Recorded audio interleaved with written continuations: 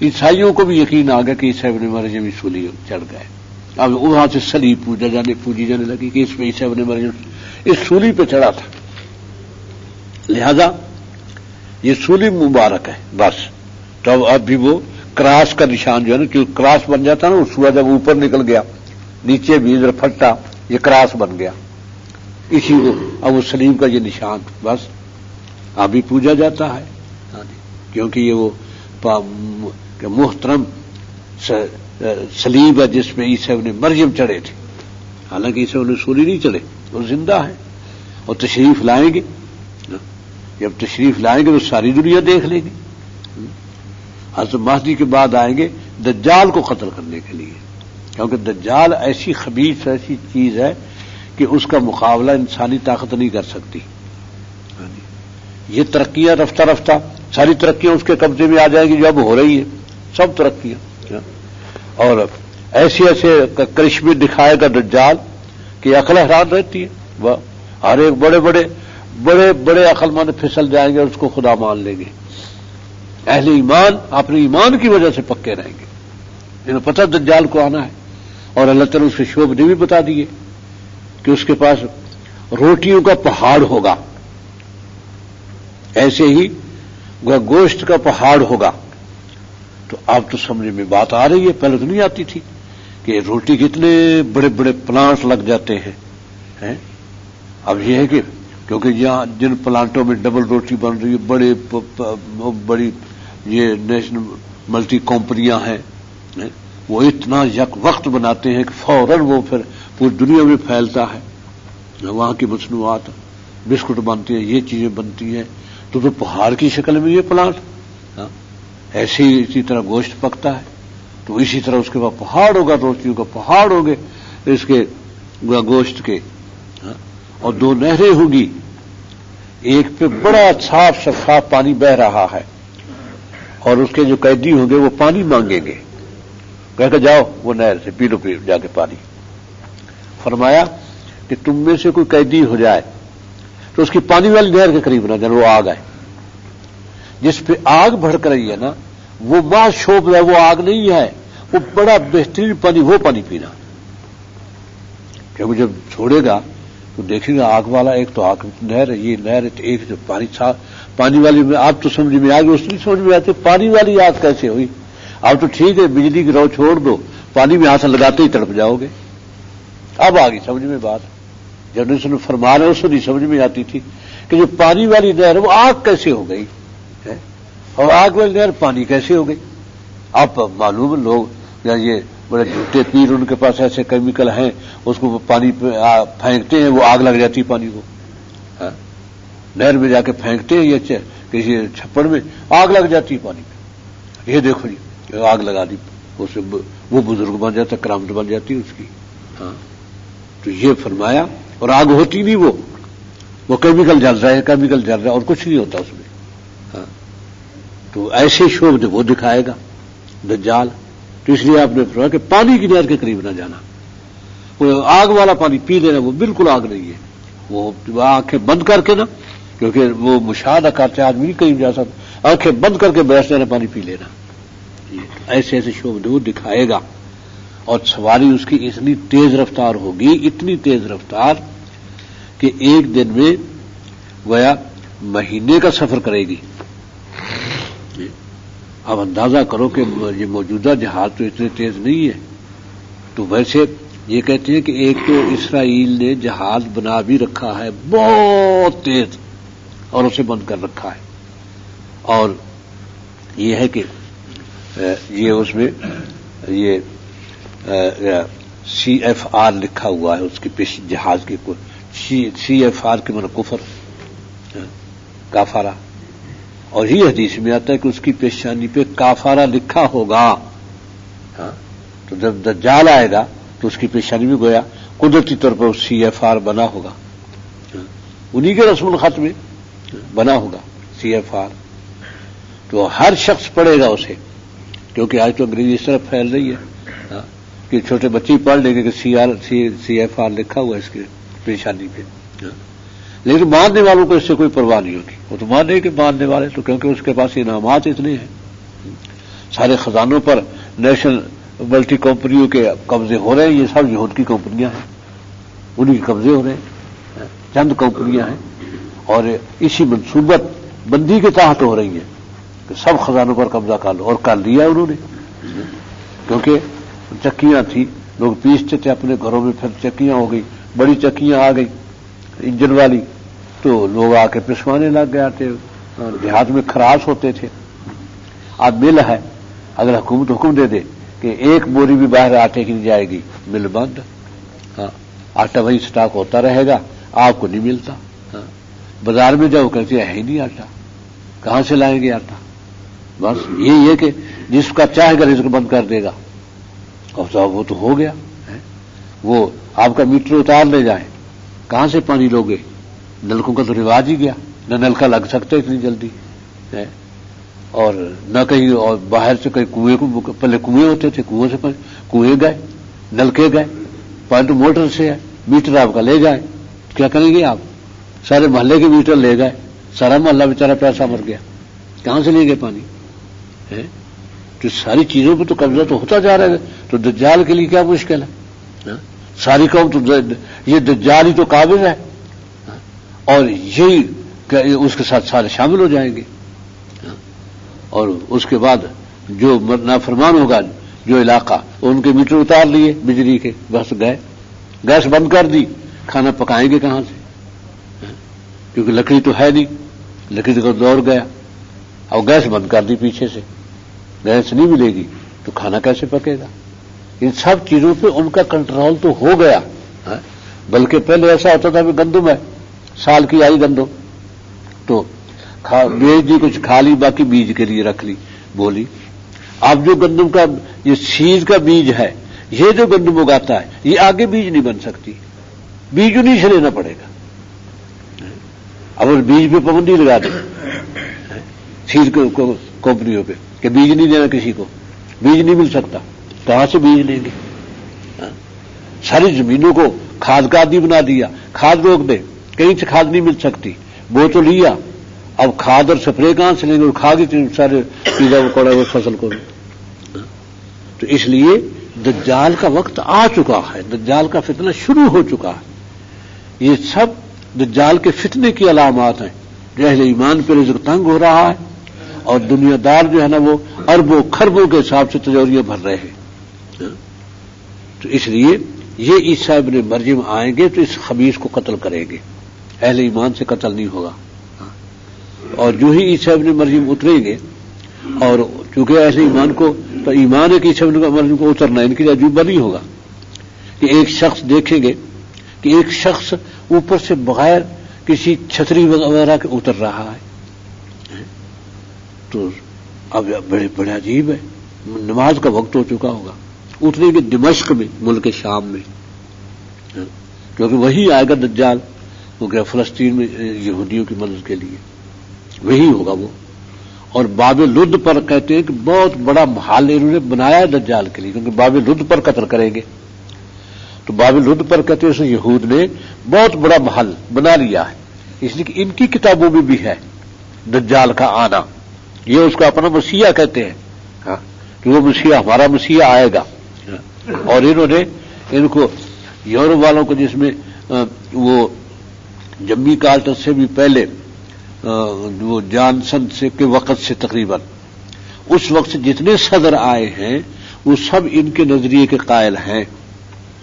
انہوں نے یہ نظریہ دیا کہ ہمارا مسیح آئے گا تو پوری دنیا پہ ہماری حکومت ہو جائے گی, پھر تمہارا مسیح آسمانوں سے اتر کے ہمارے مسیح کو قتل کرے گا. یہ بتاتے ہیں اپنا کہ تمہارا مسیح آسمانوں سے اتر کے ہمارے مسیح کو قتل کرے گا, ہماری حکومت ختم ہو جائے گی, ساری دنیا پر تمہاری حکومت ہو جائے گی. یہ اس لیے اگر تم ہماری مدد کرو تو ہمارا مسیح جلدی آ جائے گا, تو تمہارا مسیح بھی پھر اترے گا تو حکومت تمہاری جلدی قائم ہو جائے گی.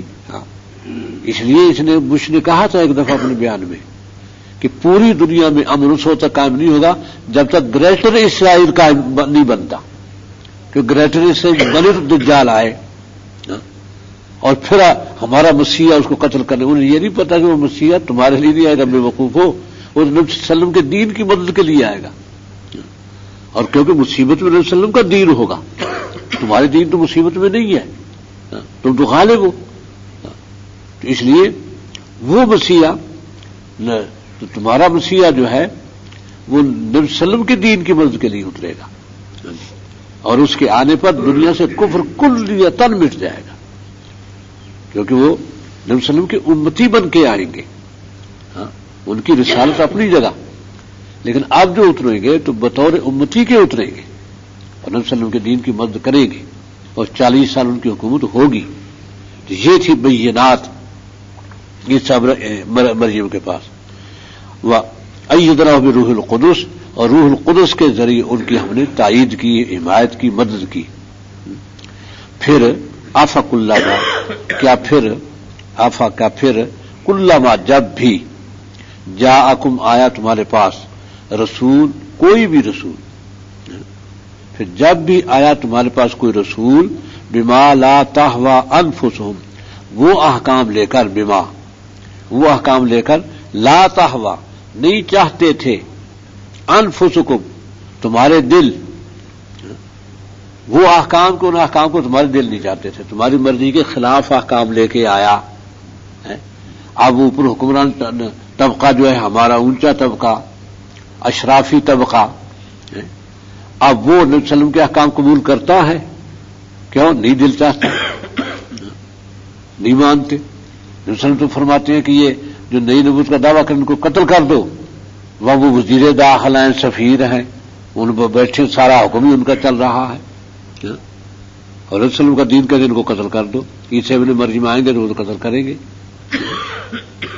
تو یہ اللہ کا رسول آیا وہ احکام لے کر جن کو تمہارے دل نہیں چاہتے تھے، تم کہتے ہماری مرضی کا دین آئے، تو مرضی کا دین تو پھر زرداری اور گیلانی کے پاس ہے، یہ ہے مرضی کا دین، کہ ہماری مرضی کا دین آئے۔ استکبرتم، تو تم نے تکبر کیا، اللہ کے رسول کو نہیں ماننا، کیونکہ ہم چودھری ہیں، اللہ کے رسول کو ضرورت ہے تو ہمارے پاس آئے، ہماری بات مانے، مذاکرات کرے، تو فریقاً کذبتم، تو ایک گروہ کو تو تم نے جھٹلا دیا، ہم نہیں مانتے، کوئی اور زیادہ بڑے تھے، وفریقاً تقتلون، ایک فریق کو قتل کر دیا، اور آج وہی ہو رہا ہے علماء کے ساتھ،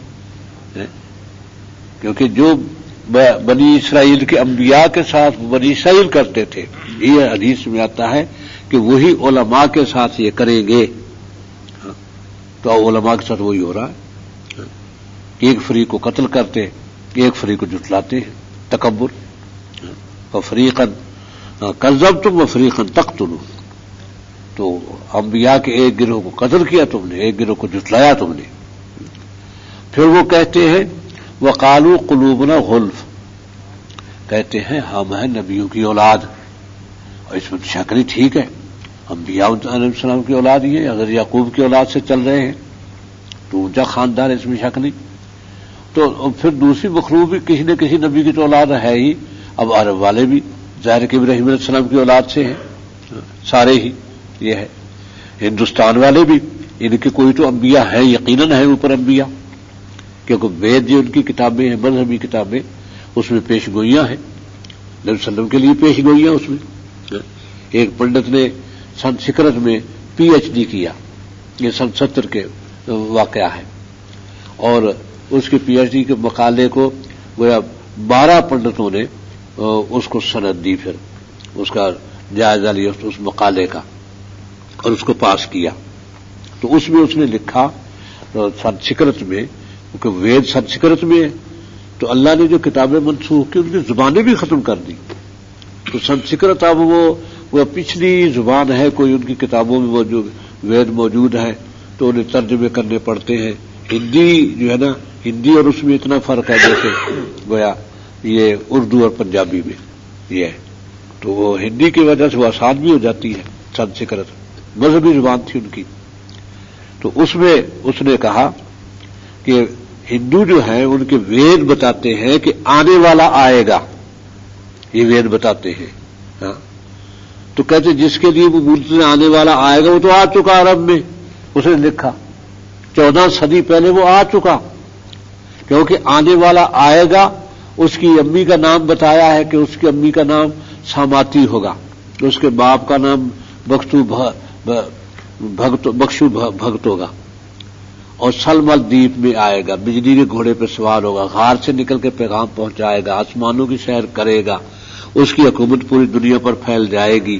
کہ یہ ساری چیزیں تو محمد میں پائی جاتی ہیں،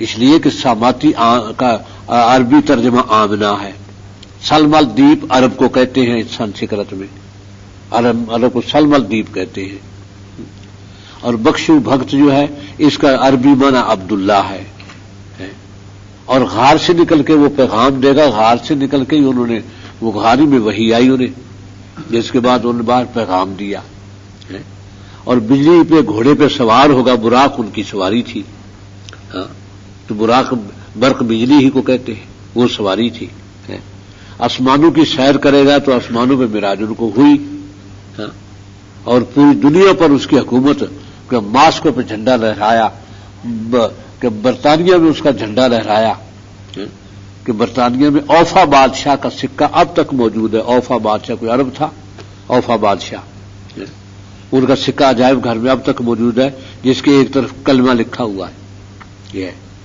تو، اور دوسری شاید اللہ اکبر لکھا ہوا ہے، اب تک بھی وہ سکہ موجود ہے عجائب گھر میں، برطانیہ میں، اندلس میں، پتہ یورپ کے کس ملک پہ حکومت تو ہوئی، ادھر ماسکو پہ جھنڈا لہرایا اسلام کا، ادھر سکیانگ کاشغر چائنا کا وہ اسلامی صوبہ تھا، تبت، یہ سارے پھر بعد میں بدلے، قبضہ ہوگا جب ان کا، تو سکیانگ میں اب بھی اکثریت مسلمانوں کی اس وقت بھی، حالانکہ بڑا قتل عام ہوا مسلمانوں کا، پابندیاں لگی، اب بھی پابندیاں ہیں، جماعت نہیں کرا سکتے، وہ وہاں سے کچھ لڑکے آئے تھے، تو ایک ہمارے مجاہد تھے عبدالروف اپنا کیا ہدایت اللہ بلوچستان کے تھے، وہ لے کے آئے تھے ادھر سے کچھ لڑکے، تو اس لڑکے نے مجھے بتایا کہ پہلے تو نماز کی بالکل اجازت نہیں، جو نماز پڑھے گا وہ واجب القتل ہے، یہی تھا قانون۔ پھر مسلمانوں نے آخر کہا کہ قربانیاں دی، جلوس نکالے بڑے، بہت قتل بھی ہوئے جلوس میں، لیکن وہ جلوس بڑھتا چلا گیا۔ اس نے کہا کہ موت و حیات کا معاملہ، ہمارا دین جاتا ہے۔ آخر نے اتنی اجازت دی کہ نماز پڑھ سکتے لیکن اکیلے، جماعت نہیں کرائیں گے۔ پھر یہ خود پڑھیں گے، اپنی بیوی کو، بچوں کو نہیں کہہ سکتے نماز پڑھو، نہ کسی کو ایک دوسرے کو سکھا سکتا ہے، یہ بھی نہیں۔ تو پھر کہ خفیہ کہتے نمازیں سکھائی جاتی ہیں، خفیہ بچوں کو پڑھایا جاتا ہے بہت چھپ کے، اور خفیہ ان کو کہا جاتا ہے نماز پڑھو۔ ظاہرہ نہیں کہہ سکتے آؤ بھی نماز پڑھو، یہ نہیں کر سکتے۔ تو پھر اس نے ایک دفعہ میں کراچی میں جب میں فرق میں پڑھتا تھا تو میری امی کا خط پہنچا مجھے، کہ ذریعے اس کو آتے جاتے رہتے اس طرح سے وہ خط پہنچا، اس نے لکھا بیٹا جنت میں پہنچ گیا، تو پاکستان کو جنت قرار دیا کہ بیٹا تو جنت میں پہنچ گیا ہے، ادھر نہ آنا دوبارہ، دعا کر کے اللہ ہمیں بھی اس جہنم سے نکالے، یہ کیفیت ہے۔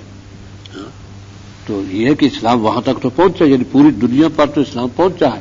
عیسیٰ ابن مریم کے آنے تک کوئی خطہ نہیں رہ جائے جہاں کافر موجود ہو، یہ ہو جائے گا۔ عیسیٰ ابن مریم 40 سال رہیں گے، پھر نئے سرے سے دنیا بگڑنا شروع ہوگی، ہاں جی۔ تو پھر قیامت تک ایک بھی، جب سورج نکلائے گا مغرب سے سورج نکلے گا، لیکن یہ نہیں کہ پھر ادھر سے نہیں، تقریباً 9-10 بجے تک کا وقت ہو کے پھر پیچھے ڈوب جائے گا، واپس ادھر ہی پھر ڈوبے گا اور پھر اسی طرح چل پڑے گا۔